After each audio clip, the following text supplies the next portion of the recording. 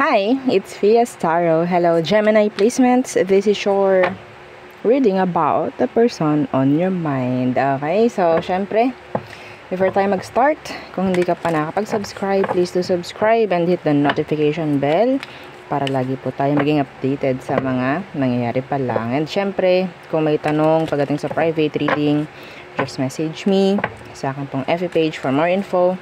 Ganun rin pagdating kay Perception of Light and sa mga naghahanap ng healer, kay Kuya Dingsi naman po. Okay? And, yeah.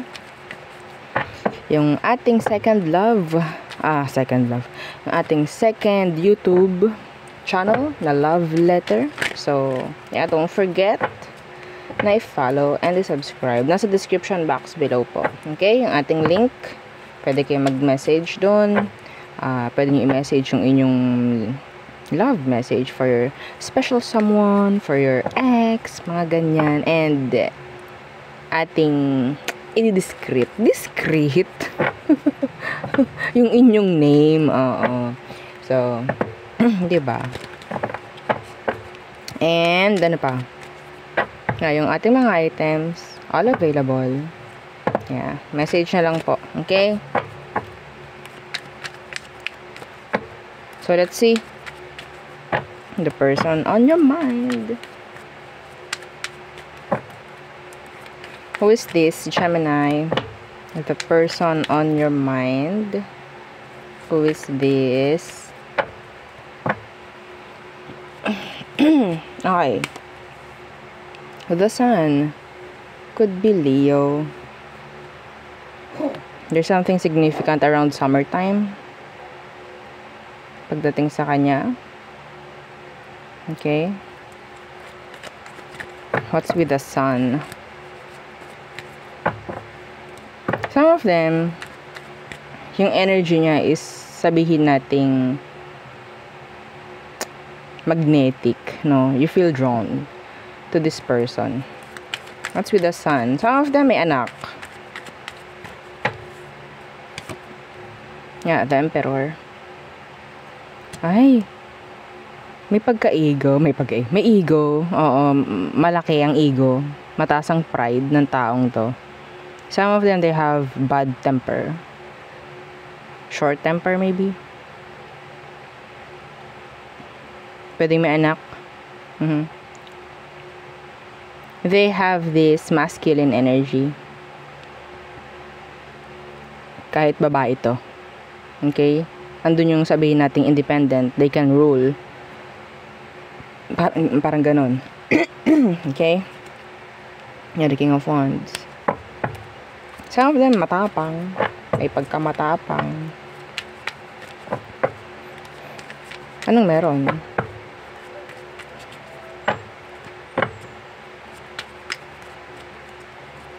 Situation. The Magician. The Three of Swords. Could be third party. Yeah. Some of you. There could be third party in the mix. Okay? Sa situation. Some of you, pwedeng itong taong ito isabihin nating, yeah, you like them. Pero, there's this something about the situation, no? Parang, third party pagdating sa situation. So, palawakin natin yung word na third party. Could be work-related or friends, vices, if ever. Sabihin natin another person involved. Okay?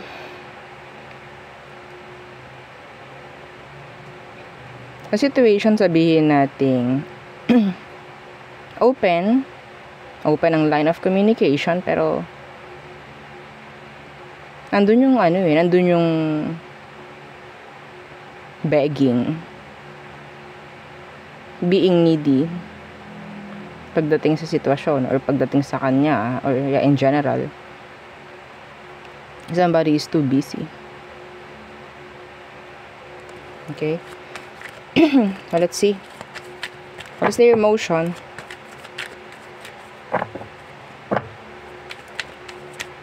Their emotion for you, Gemini. The Moon in reverse. The Three of Pentacles in reverse.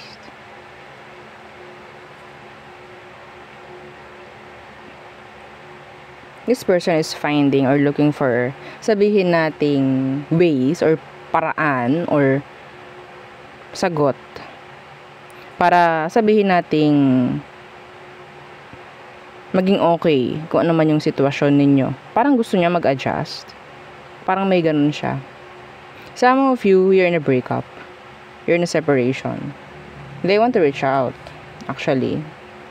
Okay? They want to fix things. They want to fix the situation. Mga ganyan. Yeah, they're longing for you. They're sad. Yeah. Yeah, the Hanged Woman. You're in their head. Living in their head, rent-free. Okay, yeah, the Page of Pentacles. They want to shoot you a message. They want to message you. So, gusto makipag-ayos ng person mo sa'yo. Kung kayo ay nasa isang hiwalayan. Or kung may nangyari mang arguments. Or issue, kung ano man. Pwedeng gusto niya makipag-ayos. Or gusto niyang mag-step up sa sitwasyon. Kahit sabihin natin, yeah, they have the ego. They have the pride. Pero sabihin natin, okay, they long for you. They're sad. So, yeah. May chance na mag-step up to. Kasi, yeah, they're the emperor. They know how to step up. They know how to level things up. Mga ganyan. Whether emperor or empress. Okay? So, yeah. Let's see what is their next action.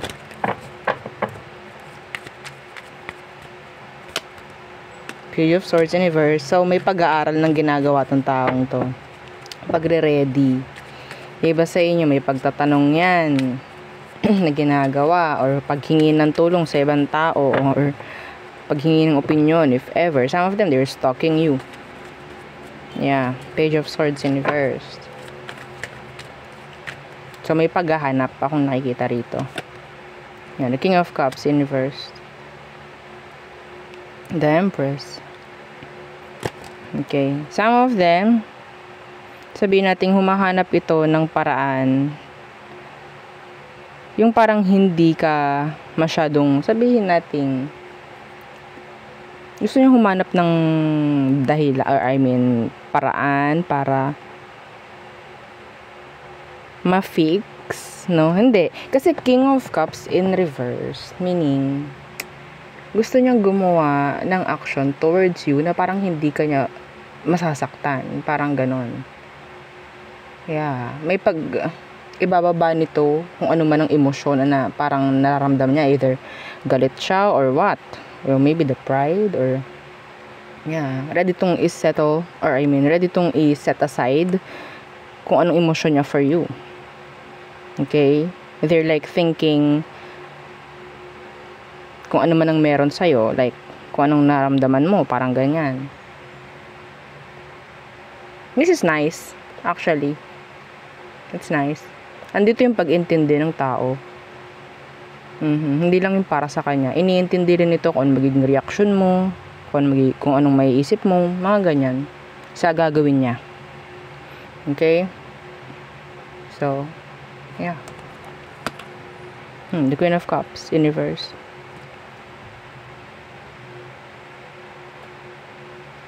So, meron tayong pair. Anyway, maganda naman ang nakikita kong intention ng taong to pagdating sa'yo. Yeah, in general.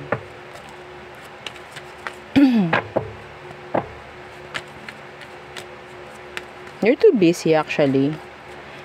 Some of yung naging dahilan lang dito is, sabihin natin maliit lang na away. Maliit na away. So, it's like, they want to make it up with you. Parang, gusto niya makipag-ayos nga. Kasi alam niya na some of them, sila yung may kasalanan dito. They know how to step up. So, advice. The Five of Pentacles. The Five of Cups. Some of them, they know kung anong pwedeng mawala kung hindi sila mag-step up actually. So, gagawa sila ng paraan. Okay, mayroon ditong pag-amin sa kasalanan, may pag-amin sa, ayaw nila mag-regret if ever. Okay? The 10 of Swords. The 5 of Swords. So, I have this angel number for you, 555. This is changes. Talking about some of you, sabihin nating big changes coming in sa situation ninyo. Okay, that's the outcome.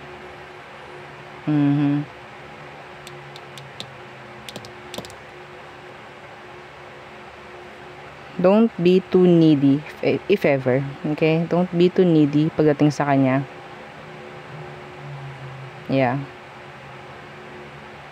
Kasi they're strong. I think some of them, if ikaw yung para magiging needy or beg or laging beg ng beg sa situation, you'll feed a monster. You will feed a monster. Okay? Kasi parang tinatanggap mo lang kung anong meron. So may chance na parang lalagay sa utak niya na parang okay, accept niya pala yung ganito or what. Okay? So speak up. So let's see ano pa bang meron. Ano pang meron for you, Gemini?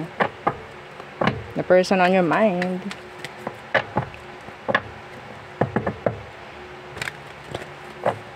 The person on Gemini's mind. Who is this?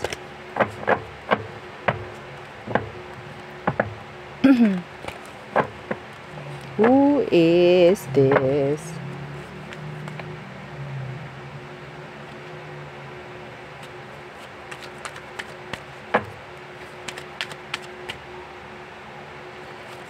Oops.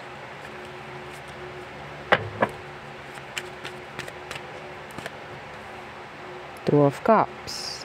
So you felt a strong connection with this one. Feeling a strong connection. Or you felt. Two of Cups.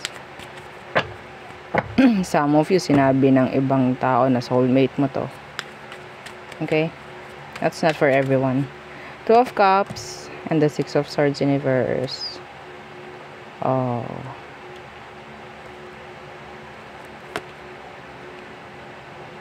Two of Pentacles. Ito yung connection, sabihin natin strong, na sobrang hirap alisan. Andito rin yung energy na parang, andun yung super strong attachment, no? Na parang hindi mo na magawa yung mga bagay na gusto mong gawin. Okay? Because of this person. Hindi mo na magawa. Aminin nyo yun, yung iba sa inyo. Aminin nyo yun. Sabihin natin, kasi gusto ko, super love ko tong taong to, so, isasacrifice ko lang tong gusto kong gawin na to, para lang hindi kami maghiwalay, or para lang hindi kami magwalay nito, or whatsoever. Aminin nyo yun. Hindi pa dumating sa inyo yung ganon. Kasi may nakikita akong ganyan dito. Nawala yung plano mo because of them. Okay? Because of this connection. Sobrang na-touch ka sa kanya, Gemini. Nagkaroon ng, may nag-fall apart. Parang ganyan. Merong hindi mga natupad sa plano mo because of this. Let's see. Anong meron sa sitwasyon? Oops. Anong meron sa situation? Okay, strength. This is control. Strength. That's control. And the Five of Swords. This is, sabihin nating, unhealthy connection. Ten of Wands. See? Medyo, yes, andyan yung energy na sobrang attached ka. Hindi mo na magawa yung mga bagay na gusto mong gawin because of them. Okay, strength is here, the Five of Swords. Conflicts. Nagkakaroon ng conflict, no? Yung buhay mo. Because of this. Again, the Ten of Wands, this is burden. The Chariot. Marami kang gustong gawin actually, pero yeah, the Two of Wands. Sila yung nagkokos ng delay. Sila yung nagkokos ng delay. Sila yung nagkokos ng, sabihin natin, pagdadalawang isip mo sa mga bagay-bagay na gusto mong gawin. Okay? Minsan, gumagawa ka na ng desisyon na palpak because of this.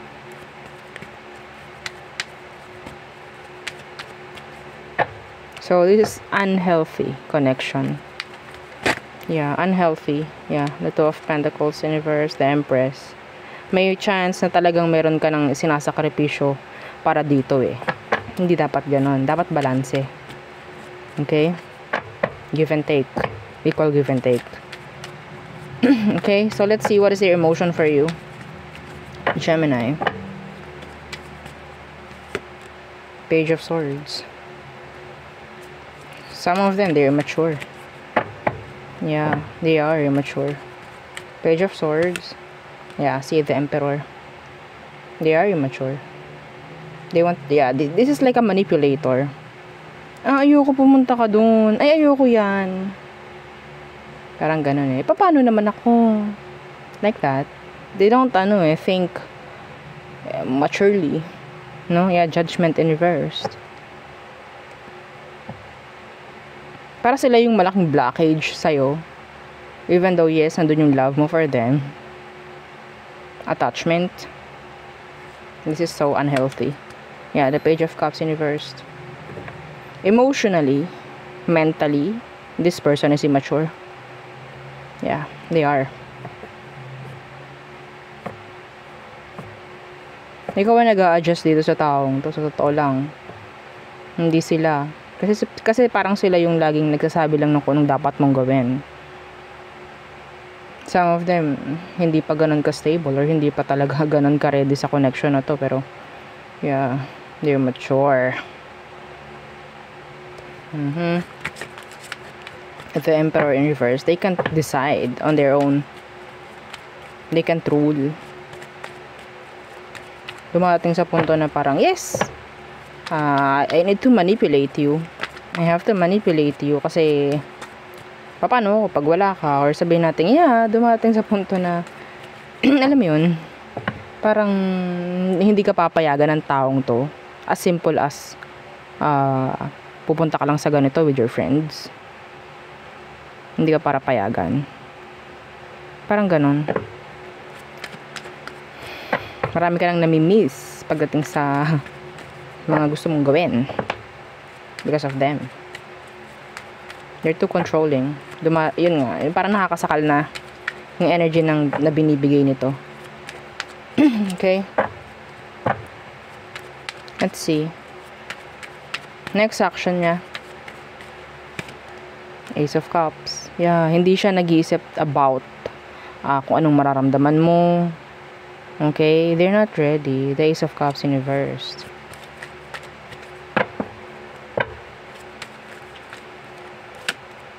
And the Queen of Swords in reversed. Alam mo bakit?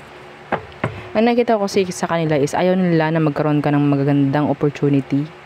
Kasi nandun yung takot nila na makahanap ka ng iba, makakita ka ng iba, whatsoever. So, yeah. Queen of Swords in reverse, nandiyan yung pangungunahan ka nito ng galit. Okay? Pangungunahan ka niya ng mga salita. Some of you, may panakot to. May pang-blackmail na ginagawa sa'yo. Because yeah, they know you love them. Some of them, ang pananakot na ginagawa nito is paghiwalay. Yeah. Wala kang makikita ng iba tulad ko. Parang ganun. Knight of Cups. Yeah, the Empress. But no, alam ng taong to na pagka umalis sa kanila, mas marami kang opportunity na pwedeng makita. Sila wala. Okay, they're the Emperor, you're the Empress. Naka-upright ka. Sila naka-reversed. Okay, yeah, strong connection though. Pero unhealthy. Okay? Kaya mahirap alisan. Yes. Outcome / advice for you, Gemini. Star.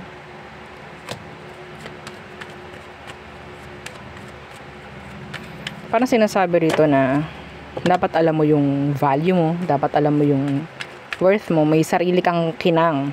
Parang ganun eh. Okay? Hindi dapat alisin ng ibang tao, sitwasyon man, kung ano yung meron sa'yo. Okay? 7 of Wands. Excuse me. This is blockages. Huwag mo hayaan na magkaroon ka ng blockages. Yun lang eh. Just because of this. Okay? Just because of this. Isipin mo kung tama ba? Healthy ba to? Iniisip ka ba niya? Iniisip ba yung mararamdaman mo? Iniisip ba niya yung mga sabihin natin pwede mong maramdaman if ever na hindi siya sumang-ayon, mga ganon. Okay? Yeah, the Tower is here in reversed. Tower in reversed. Hindi mo pwedeng palaging intindihin. Hindi mo pwedeng palaging intindihin na lang. Kung makikita nyo to, meron dito nagpapaliwanag, could be you. Ito yun. Ang dami emosyon sa mukha nito kung nakikita nyo. Pero ito, they're like nonchalant. Blunt. Parang walang pumapasok sa utak niya, kundi yung gusto lang niya.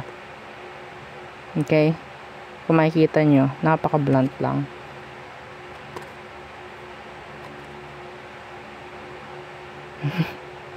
Anyway. Okay, so yeah, yun ang aking nakikita for you, Gemini. Let's see. All signs, Aries through Pisces.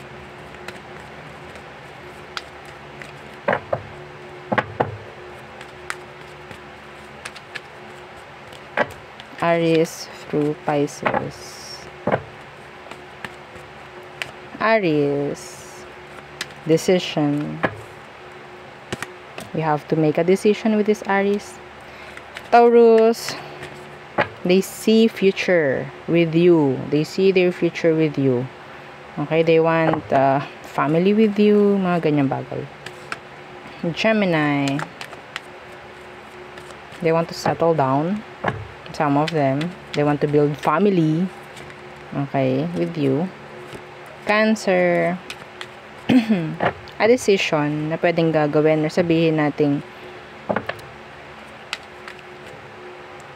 execute. May i-execute. May gustong gawin. Okay, si Cancer. Leo, a burden. Or sabihin nating kahit mahirap, gagawa ng paraan si Leo, some of you. Virgo, too much drama. There's a lot of drama with this Virgo. Pero they know how to handle things. Libra, they're dropping you. Okay, Scorpio, there's this energy of tension, energy of blockages. Sagittarius, they want commitments. They want you. Their focus is on you. Capricorn, trying to avoid you. Yeah, they're trying to avoid. Cancer, I don't know why Cancer. Aquarius. Slow burner connection, I think. Slow burner. Or maybe they're trying to avoid na maging slow yung connection nyo. They want to level things up, some of them. Pisces, they're running away. Turning their back. Okay, some of them, they want to be free. Free dito sa connection nyo. Anyway, so there, yun ang aking reading for you, Gemini placements. Again, please don't forget to like, share, and subscribe. And follow our FB page. Thank you. Bye!